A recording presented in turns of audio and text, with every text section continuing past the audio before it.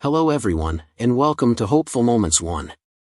Today, we'll dive into a story about personal responsibility, family bias, and how minor conflicts can spiral out of control if not managed properly.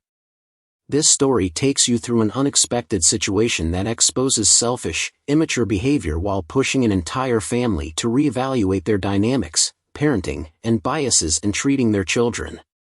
If you find this story engaging and filled with meaningful lessons, don't forget to like, share, and subscribe for more valuable insights. I work at an office just a few blocks away from a hospital, and thanks to my bike, I can get there in under 5 minutes. What draws me to this hospital isn't its medical services but its cozy little cafeteria. It's compact, welcoming, and has an affordable menu that quickly made it my go-to spot for lunch during hectic workdays. Typically, I stop by once a week for lunch. The food, admittedly, isn't anything extraordinary, but the variety they offer keeps it refreshing. Their rotating menu adds a touch of surprise, making each visit feel slightly different from the last. It's a stark contrast to most local restaurants, where the menus remain static and predictable. Another significant plus is the friendly staff. Over time, they've come to recognize me as a regular. They always greet me with warm smiles and open attitudes, never once showing annoyance that I'm there solely for lunch, unrelated to the hospital's medical services. What I cherish most about this cafeteria, however, is its tranquility. Unlike the bustling, noisy restaurants in the area, the hospital cafeteria offers a peaceful retreat. No loud chatter, no blaring music, just a calm, quiet space. For someone like me, who is hypersensitive to noise, this peaceful environment is invaluable. These quiet lunches are a precious break amid the city's fast-paced rhythm. As someone on the autism spectrum, I've always found loud, chaotic spaces overwhelming. The cacophony of voices, loud music, or even clattering kitchen noises at restaurants often leaves me anxious and unsettled. The quiet of the hospital cafeteria is more than just a dining spot, it's my little corner of solace, where I can recharge during a busy workday. However, things became complicated when my sister recently discovered my habit. When she learned that I frequently ate at the hospital cafeteria, she became upset, insisting that it was inappropriate. In her view, the cafeteria should only cater to those with legitimate reasons to be there, like patients or visitors. Her stance baffled me, as I couldn't understand how my eating there could negatively impact anyone. I tried to reason with her, explaining that I wasn't taking resources meant for patients or their families. On the contrary, I was paying for my meals, contributing to the cafeteria's revenue. I believed this was not just legitimate but even supportive of the hospital's operations. Moreover, I only went there once a week, which seemed far from disruptive. Despite my arguments, my sister remained adamant, convinced that I was in the wrong. Her unyielding attitude was disheartening, sparking a heated debate and leaving me questioning whether my simple lunch habit truly warranted such backlash. What started as a personal disagreement escalated when my sister roped in her parents to back her up. She sought to validate her perspective by involving them, and unsurprisingly, they sided with her. Perhaps they saw her stance as upholding some moral standard, or maybe it was just familial favoritism at play. Whatever the reason, their alliance against me left me feeling isolated within my own family. My parents outright told me that I shouldn't eat at the cafeteria unless I had a legitimate reason to be at the hospital, like visiting someone or receiving treatment. To me, this reasoning felt absurd. I saw my dining there as nothing more than a simple transaction. I paid for a meal, just as I would at any other eatery. I explained this to them, emphasizing that the food I ate wasn't specifically reserved for patients or visitors. It was standard cafeteria fare, available to anyone willing to pay. But my reasoning fell on deaf ears. My parents held firm, insisting that without a valid reason, I shouldn't return to the cafeteria. Their stubbornness left me frustrated and disheartened. I couldn't fathom why such a trivial matter had become a family-wide issue. At one point, I bluntly told them their reasoning was ridiculous. These were just meals I paid for, why should something so simple become a matter of ethics or principles? This ordeal revealed not just a clash of perspectives but also a deeper sense of rejection within my family. It underscored the painful reality that sometimes, logic and reason can't prevail over biases and entrenched dynamics in familial relationships. But now, since neither side is willing to back down, I feel confused. Am I wrong for having lunch at the hospital cafeteria every week simply because I work nearby? My sister got angry just because I frequently ate at the hospital cafeteria, which I considered completely normal and harmless. Not stopping there, she dragged our parents into it to support her viewpoint, making me feel like I was facing an entire alliance within the family. However, the rest of the family didn't side with them. Instead, they strongly criticized my sister and parents, calling out the absurdity of their stance and how unfair they were being to me. Embarrassed by the pushback from other family members, my sister decided to retaliate in a childish and unbelievable way, something I never thought she'd do. She hired someone to steal my bicycle, the only means of transportation I used to commute to work every day, and had it dumped somewhere. This act not only shocked me but also left me furious. It wasn't just about losing the bike, which was very important to me, but also about the blatant disrespect for my dignity and the bond between siblings. It felt like her selfishness and irrational hatred had pushed me to a breaking point. When I discovered my bike was missing, I was confused and panicked. At first, I didn't want to believe my sister was involved, but her behavior and vague reactions raised my suspicions. As I tried to uncover the truth, I even considered calling the police because there seemed to be no other way to resolve the situation. Her actions had gone far beyond a mere prank. That day, May 13, 2024, became a significant turning point in my relationship with my sister. Her actions didn't just hurt me, they left a deep scar in our family dynamics. This was no longer a petty argument about where to eat lunch, it became a symbol of selfishness, immaturity, and the failure of communication within our family. This whole situation is absolutely crazy. I never imagined my sister would do something like this. Not long ago, I, male, 23, posted on r/Ada for advice because my parents and sister were furious at me for frequently eating at a hospital cafeteria near my workplace. I loved the quiet there on the days I stopped by for lunch. But this situation escalated in such a bizarre way that I can't believe something so ridiculous has happened. My sister has done the pettiest and most irrational thing ever to me. When she found out I ate at the hospital cafeteria, she got angry, claiming the food was meant only for those who needed to be at the hospital. We had a big argument, and I told her that I wasn't taking food away from patients. Then, she pulled my parents into it, as usual. And as I predicted, they immediately took her side. They agreed the hospital cafeteria wasn't a place for casual meals.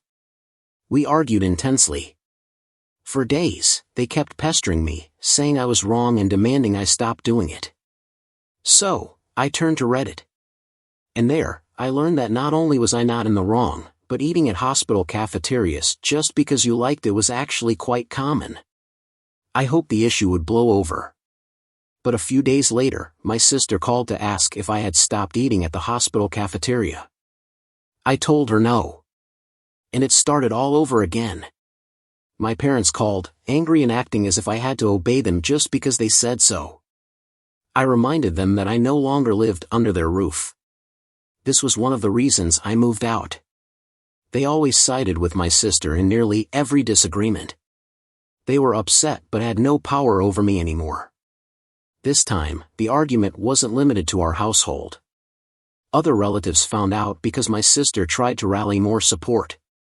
But my parents were the only ones who sided with her. My uncle even called them out over the phone after I explained the situation. He told them they only sided with her because she was their favorite and accused them of being bad parents for their blatant favoritism. Later, my cousin joined me for lunch at the hospital cafeteria and told me he'd also like to go there weekly since he worked nearby and often biked around too. We had coincidentally run into each other there during lunch before. He was thrilled to discover the food was healthier than most other places. He's a bit of a picky eater, so the cafeteria quickly became his new favorite lunch spot. My sister became even angrier when she learned someone else in the family was eating there too. After everything came to light, my parents stepped back out of embarrassment. They apologized to me, offering the ridiculous excuse that they thought eating at the hospital cafeteria was weird and felt obligated to side with my sister. I told them they had been enabling her for too long and always took her side whenever she caused trouble with someone. She had treated me like a controlling, bullying sibling since we were teenagers, even though I was older. And they always allowed it. But I wasn't putting up with it anymore. In the end, my parents admitted they were wrong and apologized. They even made my sister apologize to me. I could tell she hated every second of it because, at first, she tried to mutter her apology through clenched teeth. Afterward, my parents invited me to dinner as another way to make amends. It felt like they just wanted to save face with the rest of the family since they'd told everyone about the dinner beforehand. The dinner was great, I won't deny that. My parents made turkey, one of my favorite dishes.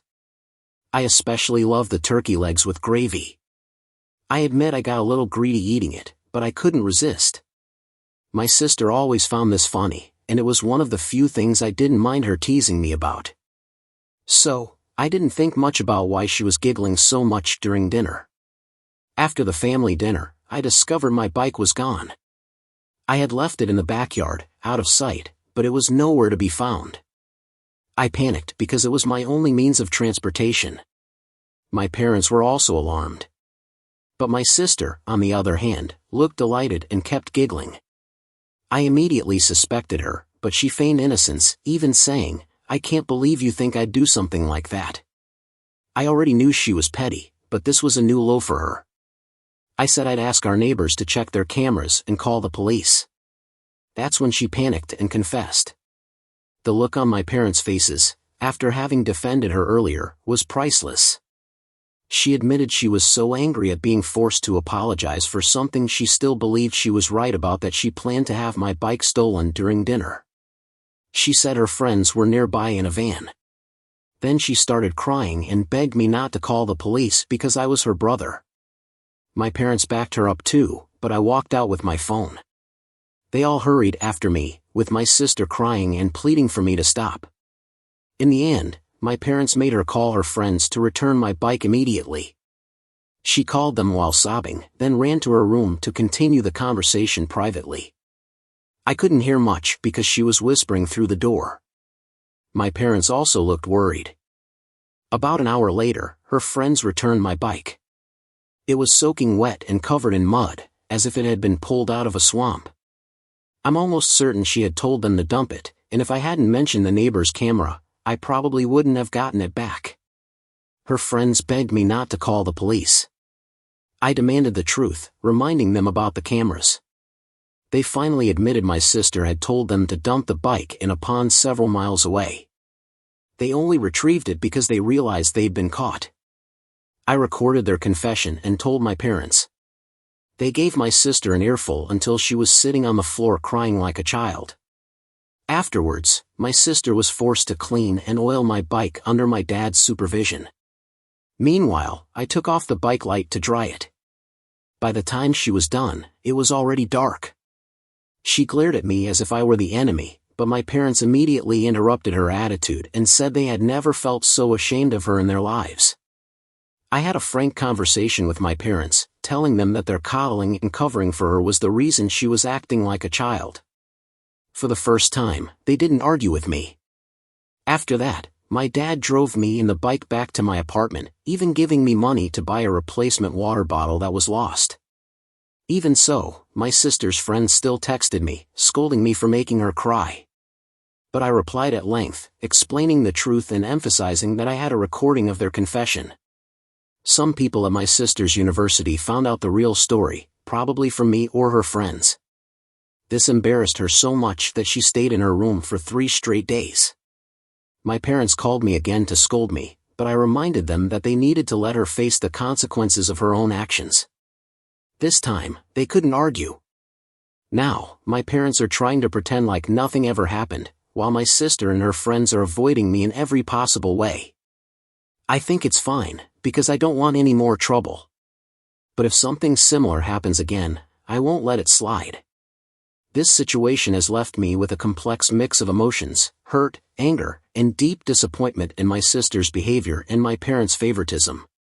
What seemed like a small issue, such as me choosing to have lunch at the hospital cafeteria, escalated too far and became an unnecessary family conflict. My sister's act of revenge went far beyond a simple joke and has caused a serious rift in our family relationships. From this experience, I've learned that in any relationship, especially within a family, it's crucial to listen, respect each other's perspectives, and resolve conflicts thoughtfully. Without this, small disagreements can escalate into much bigger problems, hurting everyone involved. Moreover, the biggest lesson is to set clear boundaries and firmly protect your values. Being overly accommodating isn't always good, especially when it encourages others to behave wrongly. A family should be a place of love and support, but it must also have fairness and responsibility to maintain strong bonds. Finally, maturity isn't just about age, it's about how a person faces their mistakes, takes responsibility, and corrects their wrongdoings. This is something I hope my sister and my whole family will realize, so we can avoid repeating such conflicts in the future.